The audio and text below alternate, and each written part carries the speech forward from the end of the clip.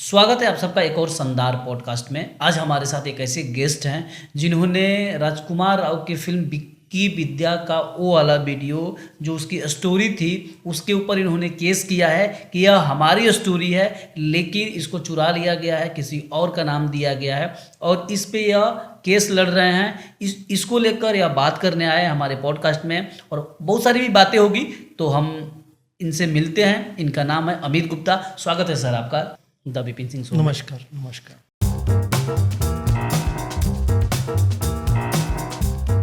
सबसे पहले आप अपने बारे में थोड़ा बता दीजिए, आप अपना परिचय दे दीजिए ताकि लोग समझ जाएं कि आप कौन हैं, फिर आगे पॉडकास्ट जारी करते हैं। मेरा नाम अमित गुप्ता है। मैं पिछले 20 सालों से बॉलीवुड में राइटर डायरेक्टर हूँ। मैंने बहुत सी फिल्में लिखी है, कुछ फिल्में डायरेक्ट की है जिनको इंटरनेशनल अवार्ड्स भी मिले हैं।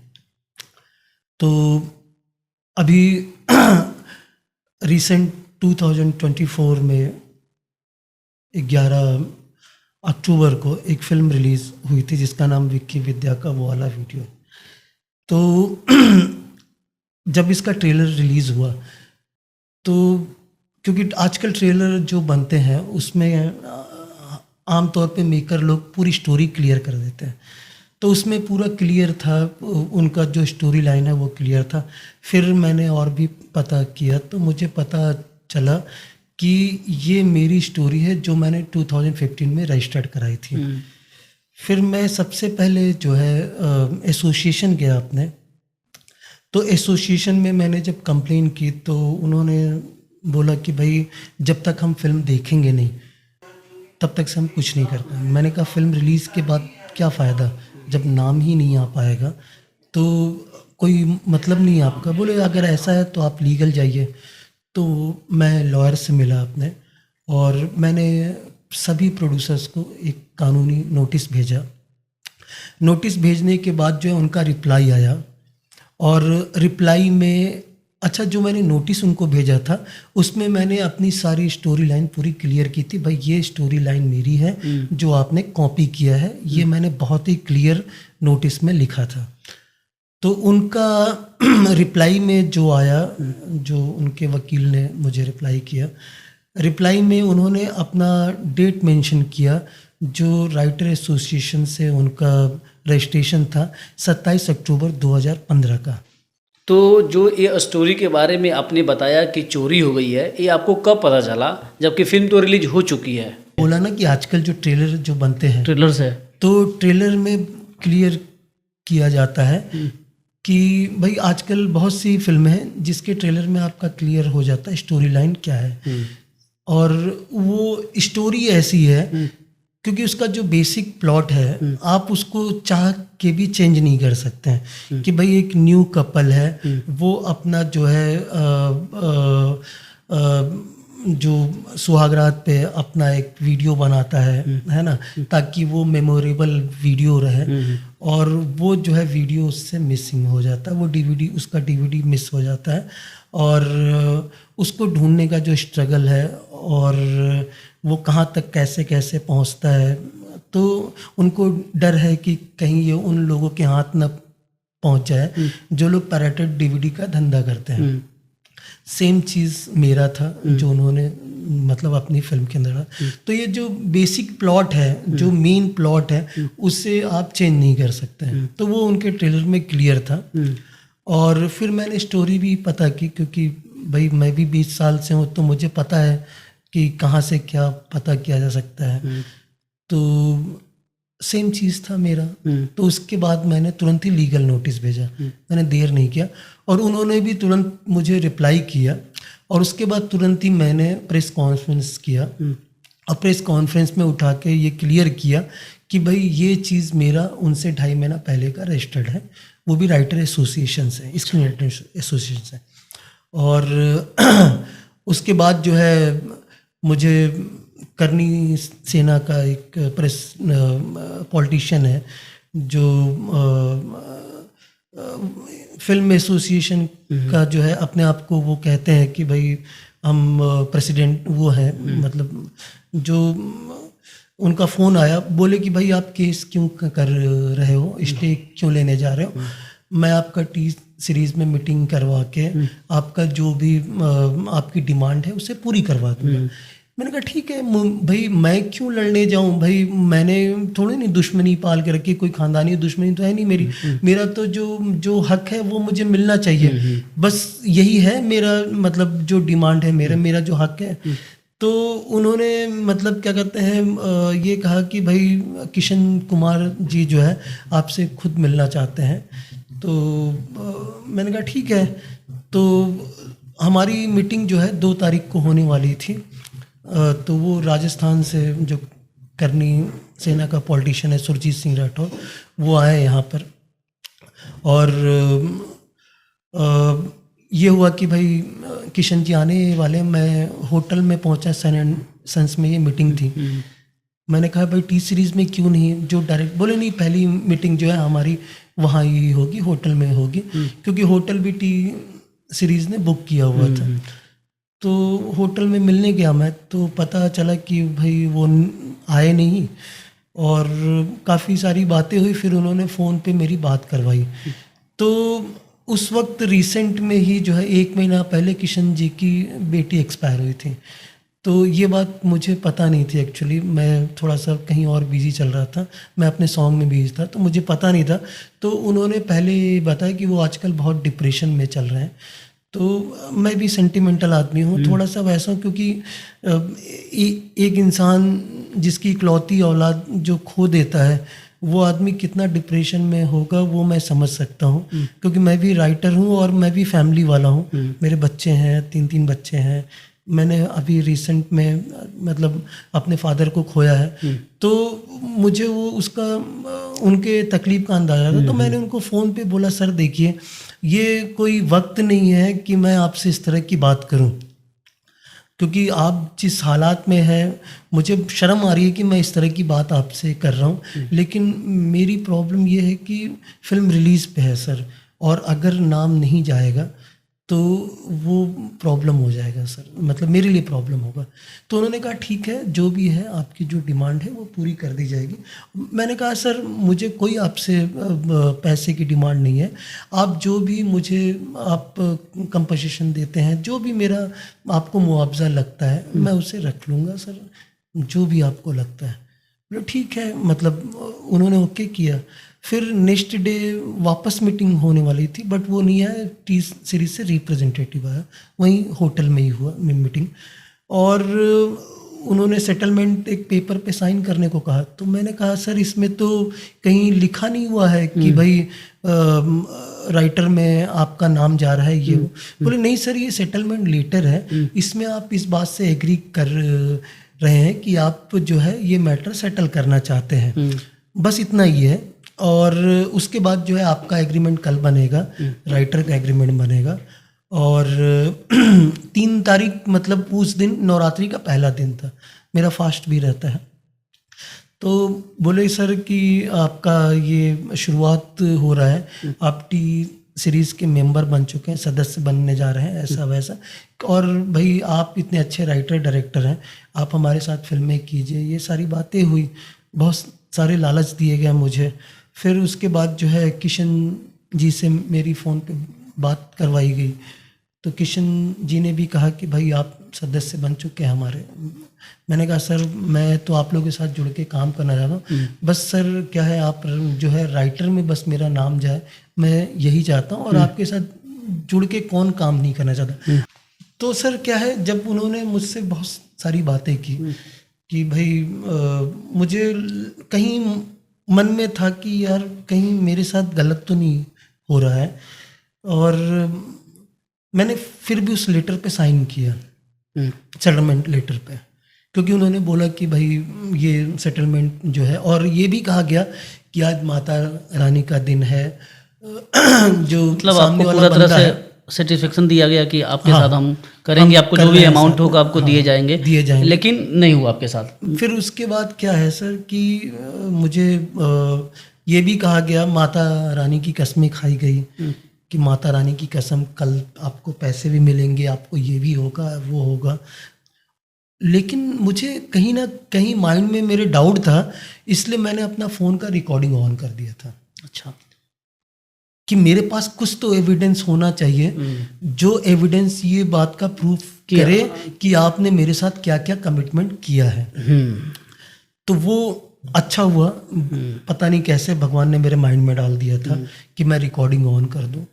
और उसके बाद जो 4 तारीख को 11 बजे टी सीरीज में मेरी मीटिंग होने वाली थी, जो मुझे राइटर का कंफर्मेशन लेटर मिलने वाला था, एग्रीमेंट होना था और कुछ चीज़ें और थी जो उन्होंने मुझे बोला था, कमिट किया था, तो वो होना था। तो मैंने फ़ोन किया सामने वाले को कि भाई मैं आ रहा हूँ होटल, साथ में चलते हैं, क्योंकि उसने होटल ही बुलाया था। तो उसका फ़ोन आया, उसने उठाया नहीं, फिर बाद में फ़ोन आया, बोला कि अमित भाई वो उनका मैसेज आया है कि उनकी तबीयत ख़राब है, वो डॉक्टर के पास जा रहे हैं, वो कल मिलेंगे, मतलब 5 तारीख को मिलेंगे। अब ऐसा करते करते नए नए बहाने कि ये हो गया, वो हो गया, ऐसा हो गया, वैसा हो गया, और रिलीज डेट तक फिल्म को खींच दिया। अब मुझे तो साफ दिख रहा था कि मेरे साथ धोखा हुआ है, पूरी तरह से धोखा हुआ है। तो मैंने उठा के वापस प्रेस कॉन्फ्रेंस किया और मैंने पूरा मीडिया को बताया कि भाई मेरे साथ धोखा हुआ है, ऐसा ऐसा। उन्होंने जो है माता रानी की कसमें खा खा के, जिनके ऊपर जो इन्होंने इतना बड़ा एम्पायर खड़ा किया है, उनकी झूठी कसमें तो नहीं खाना चाहिए इनको। और उसको उस तरह का जो है, क्योंकि देवी देवताओं के नाम पे ही मतलब ये टी सीरीज़ का एम्पायर आज खड़ा हुआ है, शुरुआत वहीं से हुई है। तो मुझे हर्ट हुआ कि यार इनको ऐसा नहीं करना चाहिए, बहुत बड़े लोग हैं, मैं इनके सामने बहुत छोटा अदना इंसान हूँ। तो उसके बाद जो है मैंने जो है लीगल कार्रवाई अपनी शुरू की, और उसके बाद जैसे ही मैंने लीगल कार्रवाई अपनी शुरू की, मुझे धमकियों के फ़ोन आने लगे। तो मैं हर नंबर को ब्लॉक। किसका धमकी, कौन धमकी करता था? वही करनी सेना से, जो सेटलमेंट के लिए जो है, मतलब जो बीच में मीडिएटर थे, उनके फ़ोन आने लगे। तो मैंने ब्लॉक किया, क्योंकि जिस आदमी ने मेरे पीठ पे छुरा भोंका है, जिसने गद्दारी किया है, उससे मैं क्यों बात करूं, इसलिए मैंने फ़ोन उठाया नहीं और हर नंबर को ब्लॉक करता गया उसके। सर फाइनली एक दिन क्या हुआ कि मैंने फ़ोन उठा लिया, क्योंकि मुझे इंटरनेशनल नंबर से फ़ोन आए। तो मैंने उठाया फ़ोन, तो उसने बोला मुझे कि तुम मेरा फ़ोन ब्लॉक करके रखे हो, तो ये वो, उसने धमकियाँ देना शुरू की। मैंने कहा आपने, किशन कुमार ने क्या मुझे कमिट किया था ये मुझे बताइए। जैसे ही मैंने किशन जी का नाम लिया, उसने फ़ोन काट दिया। फिर उसके बाद 2 दिन के बाद वापस जो है उसका फ़ोन आया, मुझे एक दूसरे नंबर से फ़ोन आया। मैंने उसको रिकॉर्डिंग मोड पे डाल दिया और सारी बातें रिकॉर्ड होती गई। उसने धमकियाँ देना शुरू किया मुझे, ये किया कि भाई मैं जहाँ दिखोगे अमित गुप्ता मार दिया जाओगे, ये वो फला ठिकाना, माफ़ी मांग लो, ये वो, हाँ गला काट देंगे तुम्हारा। तो बहुत सारी धमकियाँ। मैंने कहा भाई मैं तो अपना लीगल कार्रवाई कर रहा हूँ ना, मैं कानून के हिसाब से जा रहा हूँ। तो बोला कानून गया भाड़ में, कानून कुछ नहीं करने वाला है, ठीक है, मैं जो है मतलब कुछ नहीं जानता कानून वानून को, ये सब। एक्चुअली वो जो बंदा है वो उनका ये सेटलमेंट वाला काम ही देखता है, जो टी सीरीज़ का, क्योंकि वो बात क्लियर हुई है मेरे सामने कि भाई वो टी सीरीज़ के लिए काम करता है। और जो मुंबई आने जाने का खर्चा है होटल का, वो टी सीरीज़ उठाता। मैंने कहा भाई आपने किशन कुमार और क्या कहते हैं वो टी सीरीज़ और बालाजी के कहने पर मेरे पीठ पे खंजर भोंका है। बोला कि इसी काम के तो 10 लाख रुपया महीना टी सीरीज़ मुझे देता है, और अभी तो खंजर भोंका है, तेरा गला काटूंगा मैं। तो इस टाइप की धमकियाँ हुई।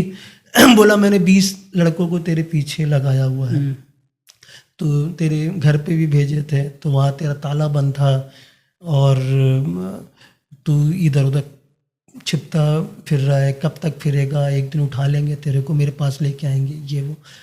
तो मैं भी थोड़ा सा वो डरा हुआ था। फिर मैंने मेरी फैमिली को वापस शिफ्ट किया मेरे होम टाउन कि भाई मैं खुद रिस्क में हो सकता हूँ, फैमिली को नहीं कर सकता हूँ, बच्चे हैं, छोटे बच्चे हैं। अगर कुछ रात को, क्योंकि एक धमकी आती है तो थोड़ा सा डर लगता है, सही आता है मतलब, और इतने बड़ी जगह से धमकी आई है तो नेचुरली थोड़ा सा और भी ज़्यादा वो होता है कि भाई आप जो भी हो, करनी सेना का जो भी वजूद हो, आई डोंट नो, मैं उस पे ध्यान नहीं देता हूँ, लेकिन वो काम तो किसके लिए कर रहे हैं वो भी इम्पोर्टेंट है, क्योंकि वो लोग कुछ भी करवा सकते हैं, बहुत बड़े लोग हैं वो। तो मैंने इसीलिए फैमिली को शिफ्ट किया और उसके बाद मैं वापस चल रहा है, मेरा केस का चल रहा है।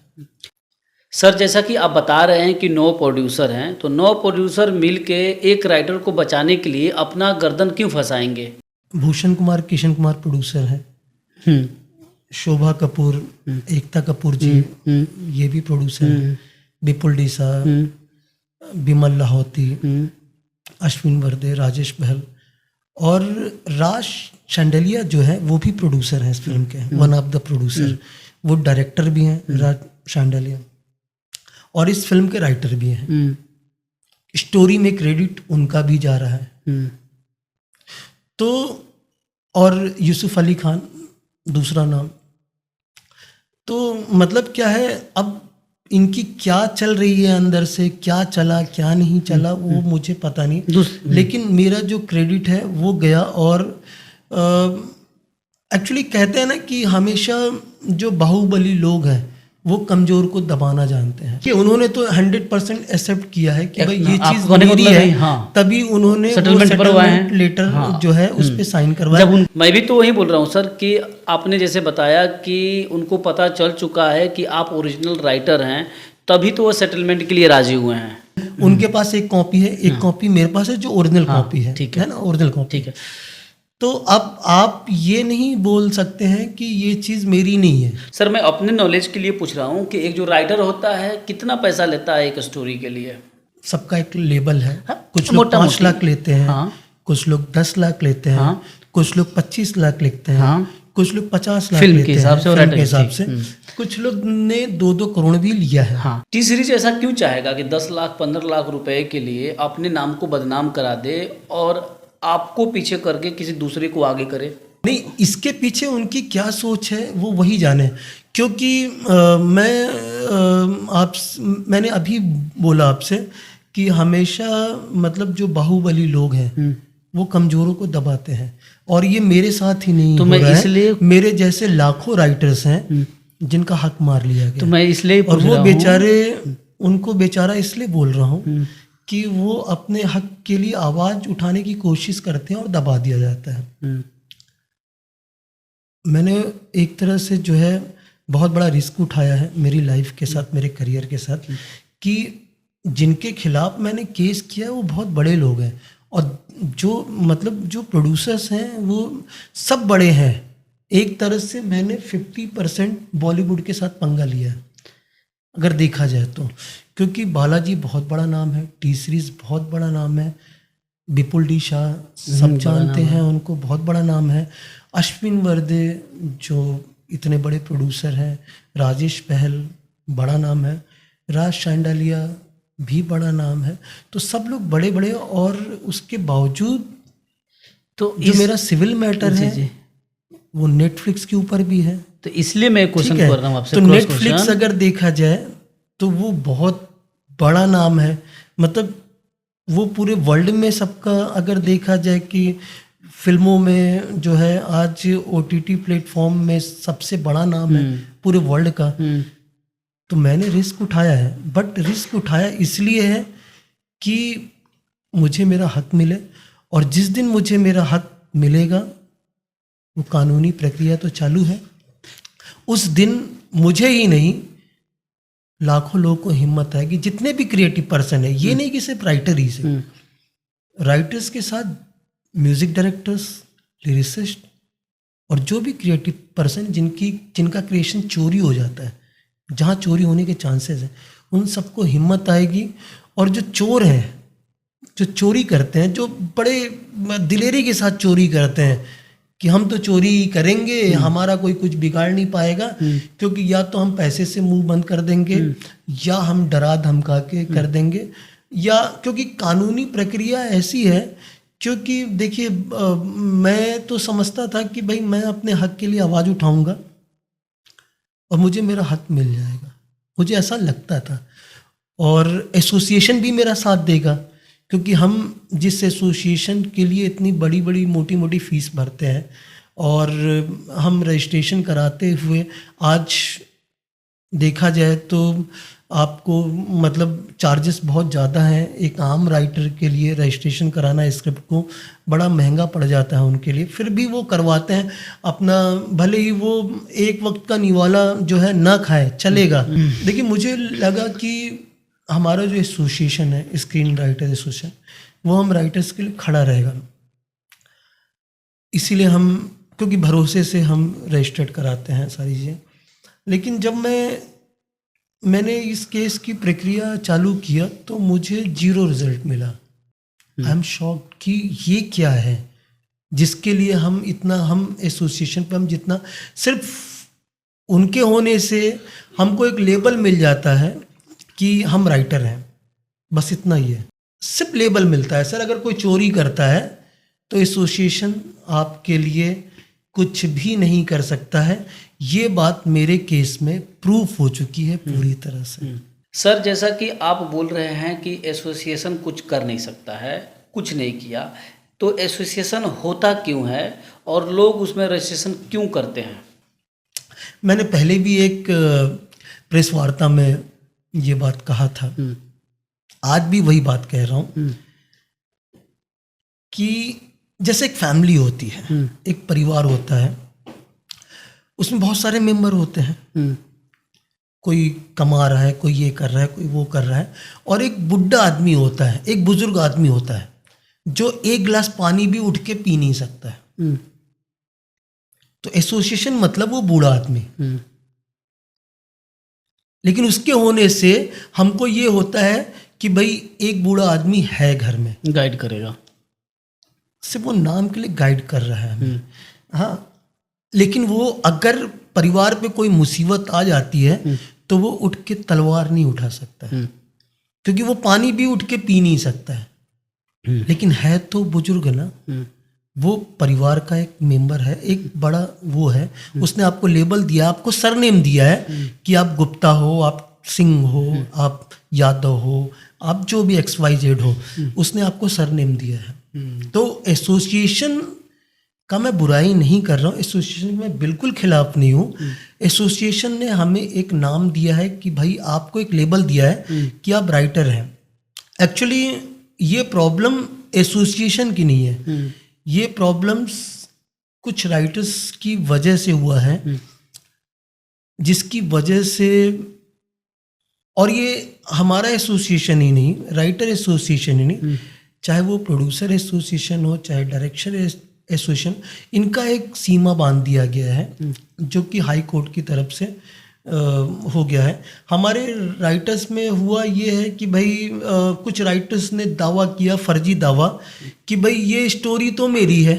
हाँ भाई, कैसे स्टोरी है? अब हाई कोर्ट में जब प्रूफ करना हुआ तो भाई इसमें जो है वो हीरोइन का जो कैरेक्टर है उसको हीरो कर दिया है ना, इसको ऐसे करके तोड़ मड़ोड़ के, अरे भाई जब आपका मैच नहीं हो रहा है तो आप कैसे दावा कर सकते हो?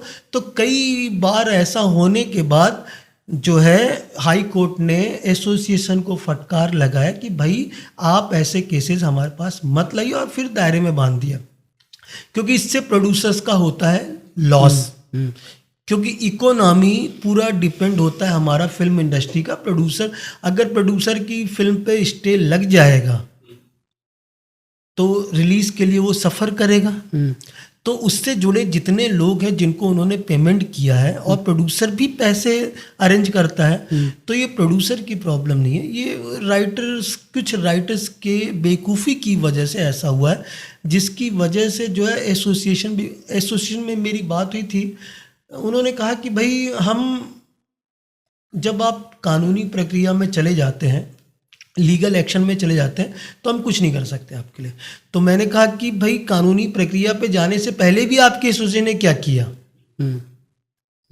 आपकी एसोसिएशन से ही हमें, मतलब हमारी एसोसिएशन से ही मुझे ये आया कि भाई आपको चाहिए तो आप लीगल जाइए। आप एसोसिएशन के बारे में बोल रहे हैं, तो एसोसिएशन क्या क्या कर सकता है और आपके केस में क्या कर सकता था? नहीं, कैसे रोक सकता है? मेरे केस में आने के बाद मैंने जब मेरा केस जो है जब शुरू किया तो मुझे ऐसा लगता है कि एसोसिएशन की पावर 0 है। ठीक है। राइटर एसोसिएशन सिर्फ नाम का है और बाकी कुछ भी नहीं है। आज- मेरे केस में आने के बाद मुझे ऐसा लगा, ये मेरी राय है। जैसा कि आपने कहा कि आपके केस में 0 रिजल्ट आया है एसोसिएशन की तरफ से। आप जब रजिस्ट्रेशन करने गए होंगे उस समय आपको क्या लगा होगा कि एसोसिएशन आपके साथ कहाँ कहाँ खड़ा हो सकता है, क्या कर सकता है अगर कुछ चोरी होता है कुछ स्टोरी। तो मैं इसलिए जानना चाह रहा हूँ ताकि जो लोग नहीं जानते हैं उनको भी पता चले। जब मैं मेरी बात नहीं कर रहा हूँ, मैं उन लाखों राइटर्स की बात कर रहा हूँ कि जब हम कोई चीज़ रजिस्टर्ड कराते हैं, रजिस्टर्ड कराते ही हम ये समझते हैं ये चीज़ मेरी हो गई है। ठीक है। अब मैं इसे सैकड़ों जगह सुनाऊंगा भी तो ये चोरी नहीं होगी, और अगर ये चोरी हुई तो एसोसिएशन पूरा हक दिलाएगा। क्या हक में, वही पूछ रहा हूँ मैं, क्या हक दिलाएगा? हक मतलब वो राइटर का क्रेडिट दिलवाएगा, आपके लिए लड़ेगा, आपके लिए वो खड़ा होगा, खर्चे? एक्शन लेगा, सारे खर्चे एसोसिएशन उठाएगा। अच्छा। एसोसिएशन का ऐसा रूल हुआ करता था और है भी। लेकिन मेरे केस में आने के बाद, ये केस शुरू करने के बाद एसोसिएशन का मानना भी है कि ये चीज़, क्योंकि पूरी दुनिया ने इस बात को मान लिया है कि ये चीज़ मेरी, मैं अगर क्या कहते हैं, अगर मैं कहीं भी गलत होता तो लोग मेरे साथ, मीडिया इतना सपोर्ट नहीं करता, सब लोग इतना, और मैं केस को आगे ही नहीं बढ़ा पाता। और आपने एज ए प्रोड्यूसर आपने मान भी लिया है कि ये चीज़ मेरी है, तभी आप मेरे पास सेटलमेंट के लिए आए। आपने ये बात मेरे नोटिस के जवाब में क्लियर किया कि भाई 27 अक्टूबर 2015 को आपका जो है रजिस्ट्रेशन हुआ है, मेरा 13 अगस्त 2015 को हुआ है, ये बात क्लियर हो गई है ना। तो सिंपल सी बात है, आप सच्चाई को झुठला सकते नहीं है कि ये चीज़ मेरी नहीं है। आपने कहा कि आपने 2 महीना पहले रजिस्ट्रेशन कराया था और दूसरे जो राइटर हैं 2 महीने बाद कराया था उन्होंने। तो क्या एसोसिएशन पढ़ता है बुक को, कहानी को, स्टोरी को पढ़ता है वो? नहीं, वो नहीं होता, सिर्फ थप्पा लग जाता है। जी, ये अच्छी बात है कि भाई अगर जो बंदा आपका ठप्पा लगाने, जो सिग्नेचर करने वाला है, वो भी एक राइटर है। अगर वो पढ़ेंगे तो हो सकता है उनके माइंड में भी कुछ आ जाए, वही स्टोरी सेम आ जाए, है ना। तो इसलिए, और उतना टाइम होता नहीं, क्योंकि सिग्नेचर मारते जाते एसोसिएशन से कॉपी होने का कोई चांस नहीं है। अच्छा, दूसरी बात, और मैं एसोसिएशन को थैंक यू भी बोलता हूँ कि भाई आपकी वजह से ही मैं लड़ पा रहा हूँ। आपने अगर वो मुझे 2 महीने पहले रजिस्ट्रेशन नहीं किया होता तो शायद नहीं, रजिस्ट्रेशन अगर मैंने नहीं किया होता तो आज मैं इतना बड़े एक्शन में नहीं आ पाता। सर, ऐसा होता है कि कई बार कुछ कहानी चोरी को लेकर सच केस भी होते हैं और कई बार झूठ भी होते हैं, और ये जो सच और झूठ की जो लड़ाई होती है स्टोरी को लेकर बहुत लंबी चलती है। तो कब जाकर पता चलता है कि कौन सी सच वाली है और कौन सी झूठ वाली है? सबसे पहली बात तो मैं आपको बता दूं कि नॉर्मल आदमी को, मैं सिर्फ राइटर्स की बात नहीं करूंगा, मैं हर डिपार्टमेंट की बात करूंगा, अगर वो पैसे से और थोड़ा पावर से उतना वो नहीं है, मतलब, तो उसे इंसाफ नहीं मिल सकता। ये बात क्लियर है कि अगर, क्योंकि क्या है, न्याय पाने के लिए आपको बहुत सारा पैसा इन्वेस्ट करना पड़ता है और बहुत सारे आप पेशेंस रखना पड़ता है, बहुत सारी मुश्किलों का सामना करना पड़ता है, तब जाके आप न्याय की प्रक्रिया से आगे निकल पाते हैं। और नॉर्मल जो तौर पे देखा जाए तो लोग इतना नहीं कर पाते हैं, क्योंकि राइटर्स जो होते हैं वो हर कोई जो है ना पैसे से स्ट्रांग नहीं हो पाता है। बहुत लोग जो है 2 टाइम का रोटी भी अपने परिवार के लिए ठीक से कमा नहीं पाते हैं, क्योंकि, और लेकिन उनको क्या है, उनको खुशी किस बात की होती है कि यार मेरे पास स्टोरी है और ये मेरी दौलत है। क्योंकि जब ये किसी प्रोड्यूसर ने जब इसको ओके करेगा, कोई भी प्रोड्यूसर, तो वो मुझे पैसा भी देगा और मुझे नाम भी देगा, और जब मेरा नाम जाएगा तो मुझे उसके थ्रू बहुत सारे काम आएंगे और वो बहुत बड़ा आदमी बनेगा। ये उसको तसल्ली होती है उसकी स्टोरी को लेकर, सही बात है ना। भले ही वो एक टाइम खा रहा है और एक टाइम नहीं खा रहा है। कुछ लोग ऐसे भी हैं जो पार्ले जी पानी में डुबो के खा के रात गुजारते हैं।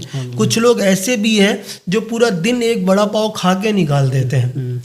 मैंने ऐसे लोगों को भी देखा, ऐसे क्रिएटिव, बट मन में ऐसी वो होती है कि बस कर जाना है बस, क्योंकि उनका ड्रीम होता है। आप उनका ड्रीम ही चोरी कर लेंगे, किसी की जिंदगी तो होता है उनका, से आप उसका सपना चोरी कर रहे हैं, उसका फ्यूचर चोरी कर रहे हैं। तो मतलब क्या है। और दूसरी बात क्या है, जो राइटर्स केस करना मतलब आवाज़ उठाते हैं, बहुत से मेरे भी हैं लोग जानने वाले जिन्होंने आवाज़ उठाई, उनकी बात थोड़ा सा 100, 200, 500, 1000 लोगों तक जाने के बाद फिर वापस आ गई, दब गए लोग, क्योंकि फाइनेंशियल हर कोई मजबूत नहीं होता है। वो केस करने के लिए बहुत मैं भी उतना फाइनेंशियल स्ट्रांग नहीं हूँ, बट राम जी कुछ लोग मेरे हैं जो कि मुझे सपोर्ट करते हैं, उनको भी मैं तहे दिल से शुक्रिया करना चाहता हूँ आपके पॉडकास्ट चैनल के माध्यम से, कि थैंक यू सो मच, जो आप लोगों की वजह से जो है मैं ये केस को आगे बढ़ा पाया। जैसा कि आप बता रहे हैं कि राइटर एसोसिएशन में चोरी नहीं होता है, फिर कहानी चोरी कहाँ होती है?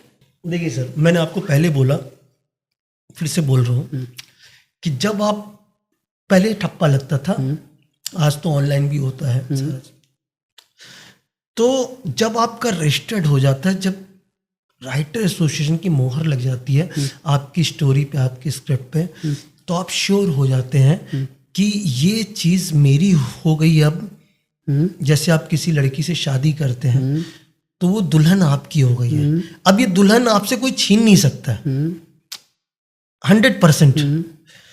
तो उसके बाद जो है आप वो स्टोरी जो है प्रोड्यूसर्स को सुनाते हैं, डायरेक्टर को सुनाते हैं, असिस्टेंट डायरेक्टर को भी सुनाते हैं कि भाई ये चीज़ हमारी जो है 10 लोगों को सुनाते हैं, आप 20 लोगों को सुनाते हैं, क्योंकि आप पूरी तरह से फ्री है, क्योंकि ये चीज़ मेरी है, ये चीज़ चोरी नहीं होगी। अब वहाँ से वो चीज़ें लीक हो जाती है। जी, मैं समझना चाह रहा था, वहाँ से वो चीज़ें लीक होती है, क्योंकि जैसे कि एक और बड़ी चीज़ मेरी स्क्रिप्ट जो है हुई थी लीक, उनका नाम तो लूँगा नहीं क्योंकि मैं उन्हें गुरु मानता हूँ। तो वो चीज़ मतलब क्या है हुई थी, मैंने मतलब इसलिए आगे नहीं बढ़ाया क्योंकि ठीक है चलो हो गया, मतलब उनकी गलती है। लेकिन यहाँ तो आपने पूरी तरह से जो है, कहीं ऐसा तो नहीं है कि जहाँ आपने इस स्टोरी को सुनाया है किसी डायरेक्टर को, प्रोड्यूसर को, ये स्टोरी वहीं से चोरी हुई हो? देखिए कुछ चीज़ें मैं कोर्ट के लिए बचा के रखता हूँ, लेकिन बस इतना कहूँगा कि जो इनका वन ऑफ द राइटर है वो मेरे नरेशन में आया करता था। बस वही मैं समझना चाह रहा था। समझ गया ना? हाँ। और उसका मेरे पास प्रॉपर एविडेंस है। हाँ। और खैर उसकी ज़रूरत इसलिए नहीं पड़ेगी क्योंकि ये चीज़ क्लियर हो चुकी है ना कि ये चीज़ मेरी है। नहीं जरूरत पड़ेगी। हाँ। अच्छा सर, एक बात बताइए कि जैसा कि आप राइटर हैं, आपको ये स्टोरी लिखते हैं और यहाँ पे हम 4 लोग हैं, तो क्या जो आप लिख रहे हैं, जो माइंड में आपके चल रहा है, वो मेरे माइंड में नहीं आ सकता है क्या? क्या दूसरे के माइंड में नहीं आ सकता है? देखिए कुछ चीज़ें जो है ना होती है कि कहते हैं ना कि 7 तरह के लोग होते हैं दुनिया में, ऐसा कहा जाता है। कभी कभी रेयर होता है कि एक चीज दूसरे के माइंड में भी आ सकती है, उधर जो अमेरिका में बैठा उसके माइंड में आ सकती है, लेकिन कुछ चीज होती है जो कि एक ही के माइंड में आती है। जैसे मैंने सोचा कि मेरा हीरो एक कार बनाता है, स्पेशल कार, ये माइंड में सबके आ सकता है। स्पेशल कार अलग अलग रूप दे सकते हो, लेकिन मेरा स्पेशल जो हीरो है वो स्पेशल जो कार बनाता है वो पानी से चलने वाली कार बनाता है। हाँ। उसके पीछे का स्ट्रगल मैं दिखा के मैंने स्टोरी एक बनाई, स्क्रिप्ट बनाई। वो सिर्फ एक ही माइंड में आ सकता है, सबके माइंड में नहीं आ सकता। कुछ चीजें होती है जो मतलब अजूबा होती है, तो इस टाइप की मुझे जो लगता है स्टोरी 1% भी नहीं होती होगी वो। हाँ, इस टाइप की स्टोरी आना वो भी मेरे लिए भी, क्योंकि मैं ये समझता हूँ कि जो डिफरेंट चीजें हैं वो अचानक आती है और एक ही के माइंड में आती है। अच्छा, अभी जैसे अपने कहा अवतार एवटर नाम है, बट अवतार जब आई थी, अवतार हाँ, तो उन्हीं के माइंड में आई थी, जेम्स कैमरॉन सर के माइंड में आई थी। हाँ। उसके पहले क्यों नहीं बना लिया किसी ने? बहुत सी फिल्में हैं जो कि वो लोगों को सरप्राइज लगता है कि ये मतलब ऐसा भी हो सकता है क्या। कुछ स्टोरी मेरी है ऐसी जो कि एक अलग ही वो है, जैसे ठीक है मैं अभी शो नहीं करना चाहता हूँ, लेकिन क्या है मतलब कुछ चीज़ें होती है जो बहुत ही रेयर होती है। अच्छा सर, ये बताइए कि एक राइटर जो स्टोरी लिखता है वो लिखने से पहले क्या सोचता है, उसके माइंड में क्या कुछ चलते रहता है? नहीं, ये बहुत अच्छा सवाल किया आपने, क्योंकि लोगों को पता होना चाहिए कि एक्चुअली राइटिंग का बेसिक फंडा क्या होता है। राइटिंग का एक ग्रामर होता है। दुनिया की कोई भी फिल्म उस ग्रामर से बाहर नहीं है। मेरे गुरु हैं, अभी हैं, लेकिन हुआ करते थे गुरु, अभी तो खैर काफ़ी सालों से मैं उनसे मिला नहीं। बहुत अच्छे इंसान है। उन्होंने मुझे, जब मैं राइटिंग फील्ड में नहीं आया था, जब मैं प्रयागराज में था और उनसे मुलाकात हुई, तो उनको लगा कि मेरे अंदर है कुछ राइटिंग का वो सब, क्योंकि उस वक्त मुझे नॉवेल लिखने का बड़ा शौक चढ़ा था। क्योंकि मैं बचपन से ही नॉवेल पढ़ने का बड़ा शौकीन रहा हूँ। एक दिन में मैंने 2-2 नॉवेल पढ़ी है, मतलब 800-900 पेजेस पढ़ना मतलब बड़ा मेरे पापा बोलते थे कि तू अंधा हो जाएगा, ये हो जाएगा, वो हो जाएगा, इतनी किताबें पढ़ेगा तो बड़ा आदमी बन जाएगा, ये नॉवेल में क्या। मैं चोरी चोरी पढ़ता था सारा चीज़, डे नाइट, बस क्या है मतलब उठने से लेकर रात सोने तक, और रात को उठ के भी, क्योंकि दिमाग में वही चलता रहता है, इसके बाद क्या है, इसके बाद क्या है। तो जब नॉवेल पढ़ने का इतना वो था, तो मुझे अचानक लिखने का भी शौक चढ़ गया। अब लिखने का शौक चढ़ा तो मेरी मुलाकात रबिन गौतम से हुई, तो उन्होंने कहा कि देखो नॉवेल वॉवेल का ज़माना ख़त्म हो गया, फिल्मों का है। नॉवेल कौन पढ़ता है, लोग देखना पसंद करते हैं, पढ़ना पसंद नहीं करते हैं। तो मैंने कहा ठीक है, ओके। तो मैंने जो है उनसे कुछ सीखना शुरू किया, उन्होंने बताना शुरू किया। फिर उन्होंने मुझे 7 पेज दिए, बोले ये है स्क्रीन प्ले का ग्रामर, राइटिंग का ग्रामर, और दुनिया की कोई भी फिल्म इस ग्रामर से बाहर नहीं है। तो मैंने वो पेजेस तो रख लिया। फिर मैंने कहा क्या चूतियापा है कि मतलब 2 घंटे 2.5 घंटे की फिल्म में जो है ये 7 पेज है ना। तो मैं पढ़ा, मुझे समझ में नहीं आया, वो ग्रामर समझ में नहीं आया। फिर मैं फिल्म इंडस्ट्री में आया, यहाँ पे आके टीवी शोज से मैंने शुरू किया। 2 महीने जब मैं आया यहाँ पे, 2 महीने बाद ही मुझे इंडिपेंडेंट राइटर का ब्रेक मिल गया था। ये मेरे लिए भगवान का एक आशीर्वाद था। नहीं तो यहाँ पे लोगों को 4-4 5-5 साल लग जाते हैं, यहाँ तक कि लोगों को पूरी उम्र निकल जाती है, बट इंडिपेंडेंट राइटर का ब्रेक नहीं मिल पाता है। बट मेरा एक पता नहीं क्या लक था, क्या जो भी कह लीजिए।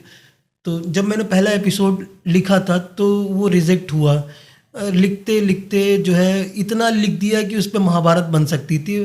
डायरेक्टर ने बोला कि भाई बस आप ही लिख रहे हो, है ना। अच्छा। ये ओके हो गया, ये वाला एपिसोड ठीक है।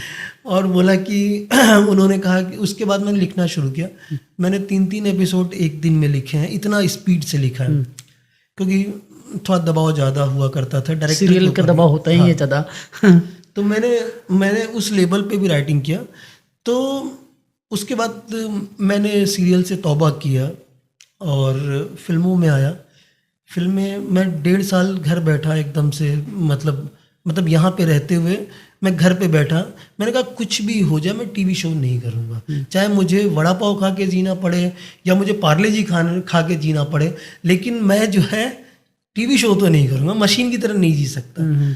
तो फाइनली फिल्में मिली मुझे और शुरू किया। जब मैंने एक्सपीरियंस होने के बाद फिर वो मुझे 7 पेज वापस मिले, मतलब मैंने बड़ा संभाल के रखे थे उसको। और जब मैंने उसको रीड किया मैंने कहा तेरी तो ये ग्रामर, इस ग्रामर से तो बाहर कोई फिल्म नहीं आ सकती। क्योंकि फिल्म के अंदर इतने मिनट पे ये होना चाहिए, इतने मिनट पे ये होना चाहिए, इतने मिनट पे ये होना चाहिए, इतने मिनट पे ये होना चाहिए, यही है ग्रामर। आप इस ग्रामर से बाहर जा ही नहीं सकते। जितनी फिल्में वर्ल्ड की, यहाँ पे 95% राइटर्स को पता ही नहीं है कि एक्चुअल में ग्रामर होता क्या है। फिल्म ग्रामर कितने मिनट पे क्या होना चाहिए, कितने मिनट पे कैरेक्टर इंट्रोड्यूस होने चाहिए, कितने मिनट पे टर्निंग पॉइंट आना चाहिए, कितने मिनट पे जो है करके इंटरवल होना चाहिए, इंटरवल पॉइंट्स क्या होने चाहिए, किस तरह के होने चाहिए, कितने पे प्री क्लाइमेक्स जाना चाहिए, कितने पे क्लाइमेक्स जाना चाहिए, क्या होना चाहिए क्लाइमेक्स के टाइम, उसका एक ग्रामर होता है। आप ग्रामर से बाहर जा ही नहीं सकते। और अगर आप जा रहे हैं तो फिल्में आजकल लूट रही है, आप देख ही रहे हो। आप आजकल तो लोग जो है बस उठे और राइटर बन गए, उठे और डायरेक्टर बन गए। आजकल देखा जाए तो क्राइम पेट्रोल की सीरीज ही आ रही है, अपडेट वर्जन क्राइम पेट्रोल का। तो मतलब लोगों को ग्रामर समझना चाहिए। और उससे पहले आप चलो आपको ग्रामर आ गया, बट ग्रामर आने से आप राइटर नहीं बन जाते। ग्रामर आने से आप टीचर बन सकते हैं। ग्रामर आने से आप सिखा सकते हैं राइटिंग कैसे करने का है, बट आप राइटर नहीं बन सकते हैं। आपको राइटर बनने के लिए आपको फील आना जरूरी है।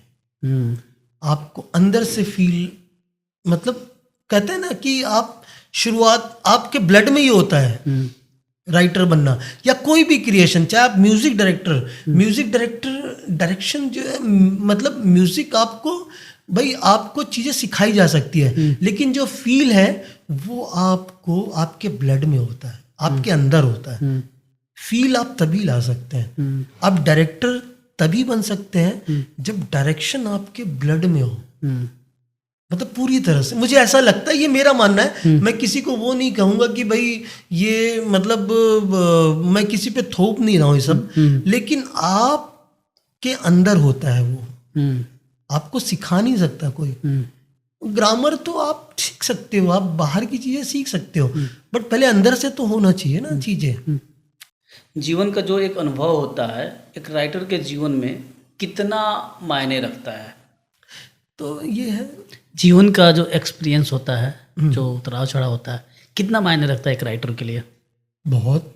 एक्सपीरियंस तो बहुत जरूरी है। बिना एक्सपीरियंस के आपने जब देखा ही नहीं, आप जब आंसू बहाए ही नहीं हो, तो आप आंसू भरा सीन कैसे लिख सकते हो? आप इमोशनल सीन कैसे लिख सकते हो? मैं एक फिल्म लिख रहा था, मैं 6 महीने तक एक अलग दुनिया में था। मतलब वो रोमांटिक है, उसके बारे में सोचता हूँ तो आज भी मेरे रोंगटे खड़े हो जाते हैं, अभी भी खड़े हो जाते हैं। ऐसा मतलब वो फील है उस फिल्म का।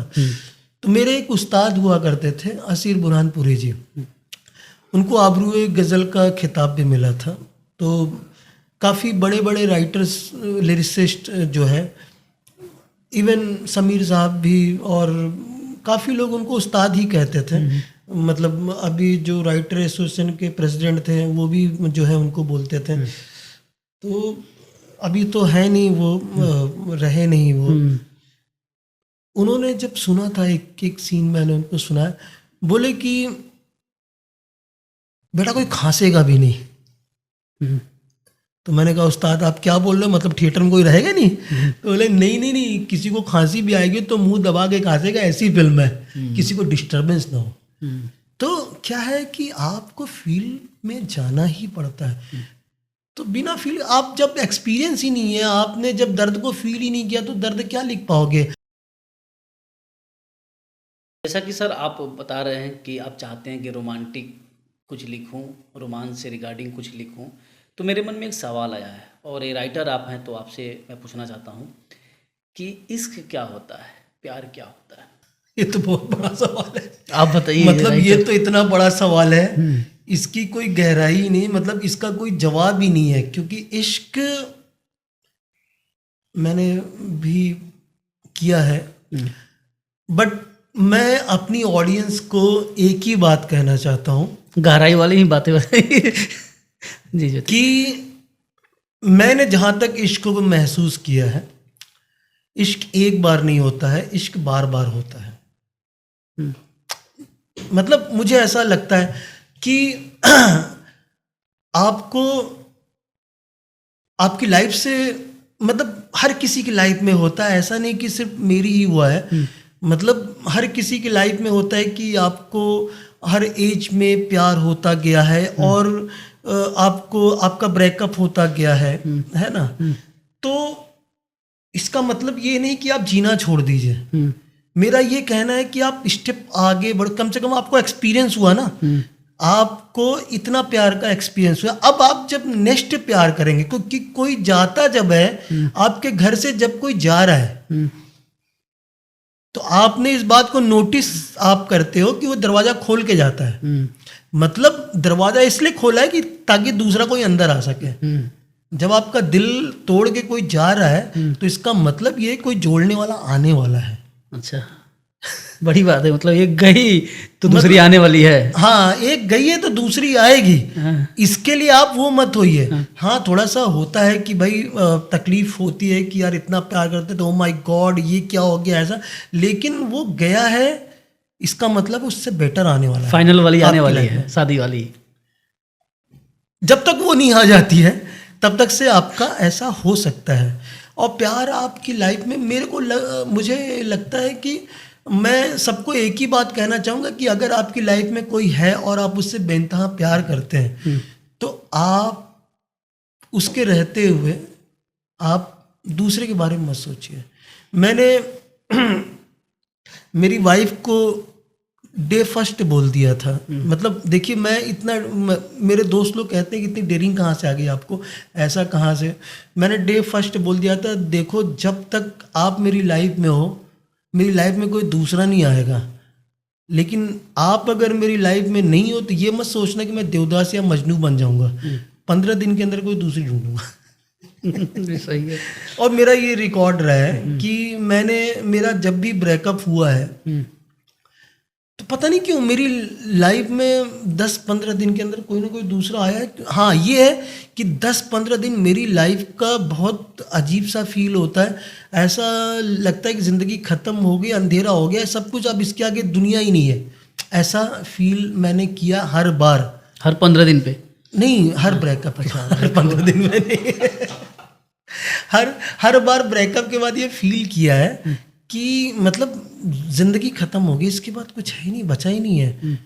मतलब ऐसा लगता है कि एकदम वो। और लेकिन अच्छी बात ये रही है, पता नहीं क्यों, मतलब ये भगवान का एक मेरे ऊपर आशीर्वाद रहा है कि मुझे ज़्यादा दिन तक तकलीफ में नहीं रहने दिया। मतलब कोई ना कोई आ ही गया है ताकि मेरे साथ एक धोखा हुआ था, बहुत बड़ा धोखा हुआ था। लखनऊ का मैटर था जिससे उस लड़की से मैं शादी करने वाला था।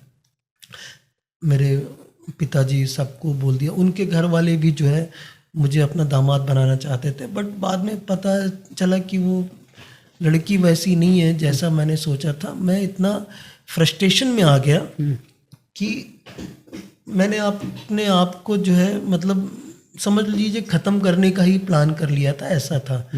फिर मेरी लाइफ में एक लड़की आई 15 दिन बाद। नहीं, 15 दिन नहीं, थोड़ा लेट आई। अच्छा। लेकिन आई वो, और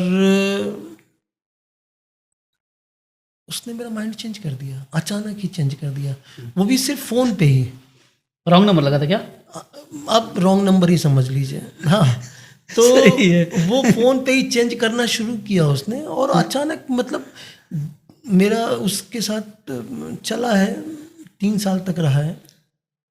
बट हमारे बीच जो है मतलब क्या है, वो बहुत दूर से थी, मैं यहाँ बॉम्बे, वो बहुत दूर से, लेकिन उसने चेंज कर दिया। तो क्या है, मैंने इस बात को अपनी लाइफ में देखा है कि डिप्रेशन में मुझे कभी ऊपर वाले ने रहने नहीं दिया है, और जब मेरी वाइफ मेरी लाइफ में आ गई, उसके बाद मुझे किसी की तरफ देखने की ज़रूरत नहीं पड़ी। और मैं अपने आप को लकी मानता हूँ कि भगवान ने इतनी अच्छी वाइफ दी है मुझे।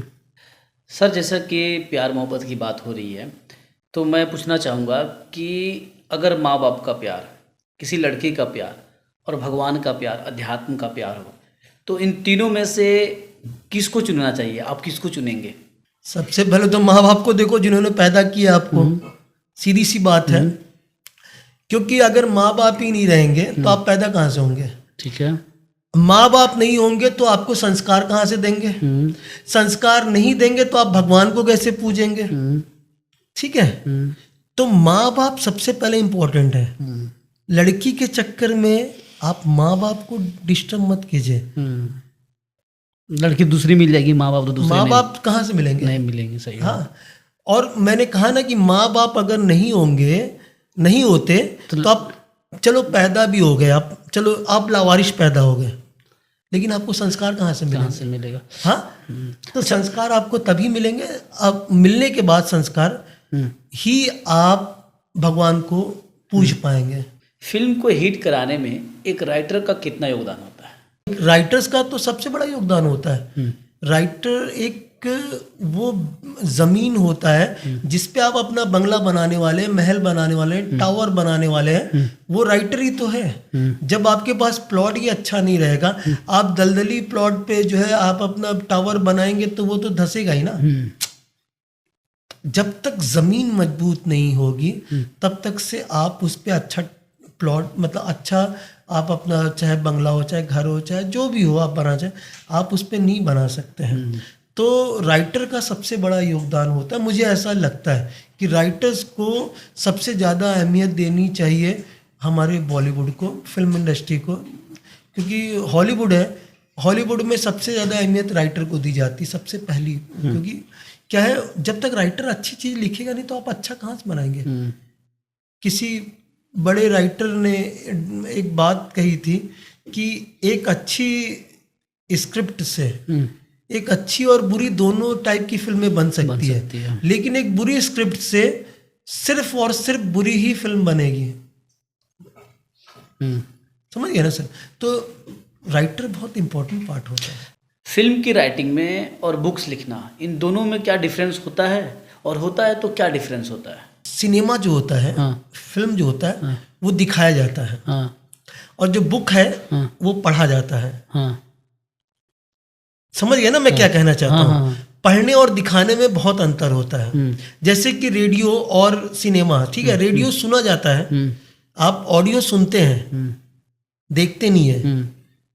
फिल्म देखते हैं, हम बोलते हैं ना चलो आज ये फिल्म देखते हैं, वो फिल्म देखते हैं, आज ये किताब पढ़ते हैं, आज वो किताब पढ़ते हैं, आज वो करते हैं, है ना? तो दोनों में अंतर तो होता ही है ना। सर, राजकुमार राव की फिल्म विक्की विद्या का वो वाला वीडियो की स्टोरी जो है, ऐसा कहना है कि आपने उसको लिखा है लेकिन चोरी हुई है, और आपने नो प्रोड्यूसर पर आरोप लगाया है कि आपकी स्टोरी को चुरा लिया उन्होंने, और इसके लिए आपने केस किया है, और आप आज एविडेंस भी लेकर आए हैं। तो क्या एविडेंस है, थोड़ा मैं जानना चाहूँगा, अगर दिखाना चाहें तो आप। देखिए, ये मेरे पास दोनों फाइल है। ये वो फाइल है जो बोरीवली कोर्ट में है, ये क्रिमिनल मैटर है, ठीक है। और ये जो फाइल है ये सिविल मैटर की फाइल है जो डिंडोसी कोर्ट में चल रही है ना। अब मैं आपको बताना चाहूँगा कि ये जो क्रिमिनल मैटर है ना, जो 156(3) है, तो वो ये आप देख सकते हैं कि 10 लोगों पे है। अच्छा, 10 प्रोड्यूसर हैं। नहीं, इसमें लास्ट नाम जो है यूसुफ अली खान का भी है, कौन है? जो वन ऑफ द राइटर है ना, अच्छा, फिल्म के स्टोरी राइटर हैं। हाँ। हम्म, तो इसमें भूषण जी का नाम है, किशन जी का नाम है किशन कुमार, एकता कपूर, शोभा कपूर, राज शांडालिया, फिर आपका विमल लाहौती, विपुल डी शाह, अश्विन वर्दे, राजेश बहल और यूसुफ अली खान। ये इनके ऊपर 156 आप देख सकते हैं, इस पे चल रहा है, मैटर चल रहा है। तो इसमें आपका, जब मैंने इनको जो लीगल नोटिस भेजा था, ये आप देख सकते हैं, ये सभी प्रोड्यूसर्स को मैंने भेजा था, एकता कपूर, शोभा कपूर, है ना, ये सभी लोग को भेजा था मैंने, है ना। और इसमें मैंने जो मेरी स्टोरी का जो प्लॉट था, बेसिक प्लॉट था, वो मैंने मेंशन किया था कि एक न्यू कपल जो है वो डीवीडी अपना फर्स्ट जो है नाइट का जो है डीवीडी मतलब अपना वीडियो बनाता है, उसका डीवीडी बनाता है, और डीवीडी जो है मिस हो जाती है, पूरा मैंने मेंशन किया। फिर उसके बाद इनका रिप्लाई आया, एक मिनट में आपको दिखा रहा हूँ, ये इनके वकील हैं नाइक एंड नाइक, आपने सुना होगा क्योंकि ये बॉलीवुड के काफ़ी चर्चित वो है। तो इन्होंने डिस्क्राइब किया सारा चीज़, और ये भी किया कि भाई हमने ये फिल्में प्रोड्यूस किया है, ये फिल्में रिलीज़ किया है ना। तो और फाइनली इन्होंने ये सेकंड पेज पे जो है इन्होंने ये मेंशन किया है कि इनका जो राइटर है यूसुफ अली खान, उसका स्वा से स्क्रीन राइटर एसोसिएशन में जो है 27 अक्टूबर 2015 को रजिस्टर्ड हुआ था। ठीक है, इन्होंने इस बात को क्लियर कर दिया, स्टोरी को डिनाई नहीं किया कि ये स्टोरी जो है आपकी नहीं है या जो भी है। इन्होंने सिर्फ ये कहा कि भाई हमारे राइटर का तो रजिस्ट्रेशन है जो कि 27 अक्टूबर 2015 का है। तो मेरा ये जो स्टोरी है इसका रजिस्ट्रेशन डेट आप देख सकते हैं, है ना, 13 अगस्त 2025 मतलब 15 का है, हाँ 2015 का है। ठीक है, तो इससे एकदम क्लियर हो गया कि भाई ये चीज़ जो है ये मेरी है, जो 2.5 महीना पहले उनके रजिस्ट्रेशन डेट से पहले हुई थी। फिर उन्होंने ये सेटलमेंट लेटर, इसका खैर ये तो जेरोक्स है ना। तो इसमें टी सीरीज का आप देख सकते हैं पूरा लोगो, है ना। तो ये सेटलमेंट लेटर पे इन्होंने मेरे से साइन करवाया, उसमें सिर्फ उन्होंने अपनी बातें लिखी, ठीक है। बट इसके अंदर एक चीज और था कि भाई उनको डॉक्यूमेंटेशन करना है, और वो क्या है, कोई भी अंडरस्टैंडिंग जो होती है, सेटलमेंट जो होता है, वो एक पेपर बनता है, एक एग्रीमेंट बनता है जो दोनों की म्यूचुअल अंडरस्टैंडिंग उसमें रखी जाती। भाई आप मुझे इसके बदले क्या दे रहे हैं, उसके बदले क्या दे रहे हैं, आप मेरे से जमीन ले रहे हैं तो जमीन का मुआवजा लीगली आप मुझे कितना दे रहे हैं, है ना। ऐसे ही थोड़ी नहीं हवा में हो जाता है कि भाई आप मेरे से सेटलमेंट करने को तैयार है, ये वो सेटलमेंट हो गया, ऐसा होता है क्या? नहीं, ऐसा कभी हुआ है? नहीं हुआ है ना। तो मैं वही केस को मेरे स्ट्रॉन्ग कर देता है कि भाई आप किस बेस पे आप मेरे से सेटलमेंट कर रहे हैं, क्या दिया है आपने मुझे जो आप सेटलमेंट कर रहे हैं। और दूसरी बात क्या है, मेरे पास तो रिकॉर्डिंग है जो आपने कमिट किया है, आपकी तरफ से आपके लोगों ने मेरे से कमिट किया, मुझे मिसगाइड कैसे किया गया है, मुझे उससे कहते हैं मिस्त्री प्रेजेंट करना, है ना, कैसे आप मिस्त्री प्रेजेंट करते हैं, मुझे मिसगाइड करते हुए कैसे आप मुझे धोखा देते हैं। तो क्या है, वो सारी चीज़ें क्लियर है, और आप क्यों कर रहे हो आप ये सब, ये भी मुझे समझ में नहीं आया। आप इतना बड़ा नाम है, एक मेरा नाम दे दिया होता आपने, और आपने जो है जो भी मुआवजा बनता है वो मुझे दे दिए होते, लीगली दिया होता मुझे कोई ऑब्जेक्शन नहीं होता। मैं क्यों, मेरी कोई खानदानी दुश्मनी थोड़ी नहीं आपसे कि भाई आपने मेरे बाप का मर्डर कर दिया, या आपने मेरे जो है मेरी ज़मीन छीन लिया है, या आपने मेरे साथ धोखा किया है, तो मैं आपके साथ कर रहा हूँ। भाई हम लोग बॉलीवुड वाले हैं, बॉलीवुड एक फैमिली है, और भाई उसमें जो है होता रहता है छोटा मोटा नोक झोंक, लेकिन हम हद थोड़े नहीं मार जाते किसी का। सर, जैसा कि आपने कहा कि एग्रीमेंट पे अमाउंट नहीं था, आप चाह रहे थे कि आपका नाम डाल देते और जो सेटलमेंट अमाउंट है आपको दे देते। देखिए, उन्होंने मुझसे ये कहा सिग्नेचर कराते टाइम हाँ। कि ये सिर्फ सेटलमेंट लेटर है, सेटलमेंट एग्रीमेंट आपका कल बनेगा, मतलब 4 अक्टूबर को बनेगा, 2024 को वो बनेगा आपका, और उसमें सारी चीज़ें, आपका राइटर का एग्रीमेंट भी बनेगा, और जो XYZ जो भी अमाउंट है वो दिया जाएगा आपको, ठीक है। तो ये बोल के मुझसे साइन करवाया गया। अमाउंट तो आपने बोला होगा उन लोगों को।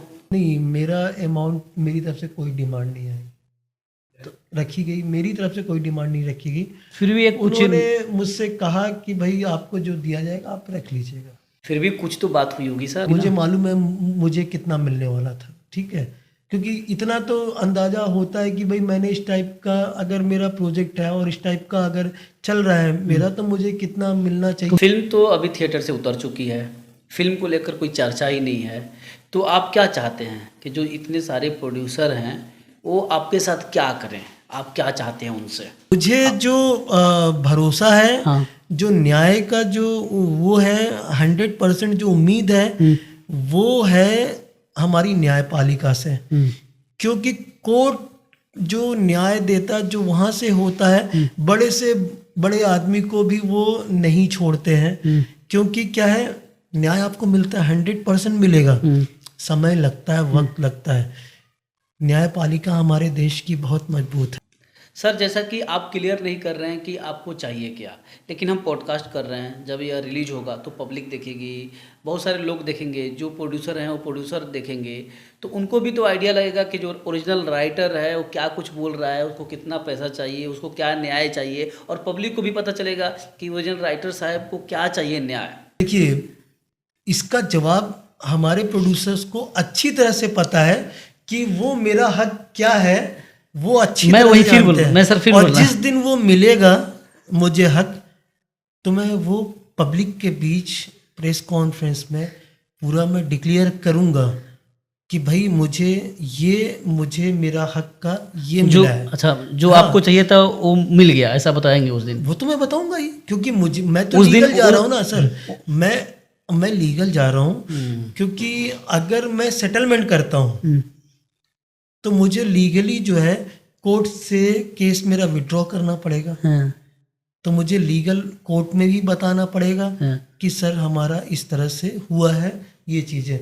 तो वैसे भी मैं जो है ना कोई गलत काम करने वाला नहीं, नहीं नहीं, हूँ ठीक कि है मैं वो, जो है मतलब अंदर मैं से, समझ क्योंकि क्या है, मुझे ये बात मुझे दुनिया के सामने रखना है कि जस्ट पर मैं व्यूअर्स पूछ रहा था, जस्टिस मिलता है। जस्ट पर मैं व्यूअर्स पूछ रहा था कि उनको पता चले कि आप क्या चाहते हैं, क्योंकि फिल्म रिलीज हो चुकी है, अब रिलीज होने के बाद देखिए, मैं चाहता हूँ कि वो पूरी दुनिया के सामने जो 9 के 9 प्रोड्यूसर्स हैं, हाँ, वो इस बात को एक्सेप्ट करें हाँ, ये हुई कि बात। गलती हुई है। सर, जैसा कि ये हमारी बातचीत हो रही है, ये जो केस चल रहा है, अगर आप यह केस जीतते हैं तो आपके थ्रू बहुत सारे लोगों को हिम्मत मिलेगा, बहुत सारे राइटरों को हिम्मत मिलेगा, और शायद चोरी पर कुछ लगाम लगे, इसलिए मैं पूछ रहा हूँ। आज जो है मुझे फ़ोन आते हैं, बहुत सारे लोगों के फ़ोन आते हैं, सर बॉलीवुड में चोरियां बंद हो रही हैं, है ना। लोगों को जो हिम्मत आ रही है, आपकी बातें करते हैं लोग, बड़े बड़े जो प्रोड्यूसर डायरेक्टर्स हैं वो, उनके भी मतलब उन्होंने भी मेरी तारीफ़ की है कि भाई उस आदमी ने हिम्मत दिखाई है, बहुत बड़ी बात है, क्योंकि ऐसे इतने लोगों के खिलाफ एक केस अभी तक किसी ने किया नहीं है, मतलब इतने लोगों के खिलाफ तो नहीं किया है, केसेस हुए हैं, बहुत से कॉपीराइट वाले मैटर उठे हैं, लेकिन मेरे साथ तो बहुत कुछ हुआ है ना सर। तो सर इसमें खर्चे भी तो बहुत सारे आते होंगे। मैंने क्या कहा आपसे, तो कैसे पहले भी बोल चुका हूँ, मैं आपसे फिर से बोल रहा हूँ कि मैं उन लोगों का शुक्रिया अदा करना चाहता हूँ जिनकी बैकिंग, जिन्होंने मुझे बिना जो है स्वार्थ के मेरी बैकिंग किया है, और आज भी उनका हाथ मेरे ऊपर है, तो ही मैं ये केस को आगे बढ़ा पा रहा हूँ। चाहे वो मॉरल हो चाहे फाइनेंशियल हो, जो भी हो, लोग हैं मेरे पीछे जिनकी वजह से मैं ये कर पा रहा हूँ। और सबसे बड़ी बात तो मैं आपसे ये कहना चाहूँगा कि जब मुझे धमकियाँ आई सारी चीज़ें, तो मैंने मतलब प्रधानमंत्री जी से भी जो है वहाँ कार्यालय में जो है एप्लीकेशन भेजा था, इस बात का जो है मैंने कंप्लेन किया था। तो वहाँ से कंटिन्यू ये फॉलो मुझे दिया गया, बार बार पूछा गया कहाँ तक पहुँचा गया, कहाँ तक नहीं। तो उन्होंने भी कार्रवाई जारी रखी थी। सर, ये हमारी आखिरी सवाल होगी कि जो हमारी न्याय प्रक्रिया है, जो भारत की कानून व्यवस्था है, अगर कोई इस केस से गुजरता है, कोई इस प्रक्रिया से गुजरता है, तो उसके ऊपर मेंटली प्रभाव कितना पड़ता है? आपके ऊपर कितना पड़ा है? आपको साफ साफ बोल रहा हूँ, जब आप सच्चाई के लिए लड़ना शुरू करते हैं तो ये फिल्मों में नहीं, हकीकत में भी होता है। फिल्मों में हम देखते हैं कि अपना हीरो जब बुराई के खिलाफ आवाज़ उठाता है तो उसकी बैंड बज जाती है, बहुत सारी प्रॉब्लम होती है, सब ये फाइनली वो उससे न्याय मिलता है। अच्छा, है ना, वो विलेन का खात्मा करता है ना। ये सिर्फ फिल्मों में नहीं होता है, ये हकीकत लाइफ में भी होता है कि जब कोई आम आदमी जब न्याय के लिए आवाज़ उठाता है, सच्चाई के लिए उठाता है, उससे इतनी प्रॉब्लम होती है, इतनी प्रॉब्लम का सामना करना पड़ता है, इतना फेसिंग करना पड़ता है। मैं खुद देख रहा हूँ, तो करना पड़ता है, आपको लड़ना पड़ता है। पब्लिक जो है 2 घंटा 3 घंटा समय लेकर थिएटर में जाती है, फिल्म देखने जाती है, फिल्म देखती है, उसको क्या चाहिए थिएटर से? वो फिल्म देखने क्यों जाए? ऑडियंस को चाहिए एंटरटेनमेंट, 100% एंटरटेनमेंट। एक पहले भी ऑडियंस चाहती थी एंटरटेनमेंट, आज भी एंटरटेनमेंट ही चाहती है। ऑडियंस पहले भी क्लियर थी कि उसे एंटरटेनमेंट चाहिए, आज भी चाहिए। आपका ये सरदर्दी, आपका दुखड़ा सुखड़ा, ये सब सुनने नहीं जाता ऑडियंस, देखने नहीं जाता है ऑडियंस। आज के डेट में इतना लोगों के पास जो है भागम भाग के दौड़ की ज़िंदगी में, भागम भाग की जो ज़िंदगी है उसमें जो है क्या कहते हैं, ऑडियंस के पास, लोगों के पास टाइम होता नहीं है कि वो जो है वो अलग से 2-3 घंटा 4 घंटा अपनी ज़िंदगी का दे। और अगर वो 2-4 घंटे आप अपनी ज़िंदगी का निकाल के आपका सिनेमा देखने जा रहा है तो उसे सिर्फ एंटरटेनमेंट चाहिए। और एंटरटेनमेंट कैसे दें वो समझना ज़रूरी है। वो जब तक आप समझोगे नहीं, एक अच्छा सिनेमा नहीं दे पाओगे। आज के डेट में आपने भी ऐसा फील किया होगा, मैं सारी ऑडियंस को जानता हूँ, मतलब क्या है, मतलब समझ सकता हूँ कि जब वो फिल्म देखती है तो वो फिल्म से क्या चाहती है। ये आपको समझना ज़रूरी होगा, क्योंकि जब कोई फिल्म देखता है तो वो अपने आप को एक न एक कैरेक्टर से कनेक्ट करता है। वाओ, हीरो मैं हूँ इस फिल्म का, ऐसा वो 2 घंटा जीता है। मेरी गर्लफ्रेंड ऐसी होगी यार, है ना, हाँ यार मेरे पिता ऐसे हैं। वो बाप जब देखता, हाँ यार ये ऐसा बाप जो है कैरेक्टर से अपने आप को है ना जोड़ता तो है। वो जोड़ता है। आपकी कनेक्टिविटी चाहिए। हीरो डफर रहेगा, चूतिया रहेगा, कि क्रिमिनल रहेगा तो कौन जोड़ेगा अपने आप को। Thank you so much sir, आपने टाइम निकाला। हमने सभी चीज़ों पे बात किया, आपके केस के ऊपर भी, एक अच्छा राइटर को क्या चाहिए, कानून व्यवस्था, थोड़ा बहुत हंसी मजाक किया हमने, तो सब चीज़ों पर बारीकी से अच्छे से हमने बात किया। थैंक यू सो मच, आप आए इस हमारे शो में, इसके लिए बहुत बहुत धन्यवाद। Thank you so much. Thank you so much, आपका भी धन्यवाद।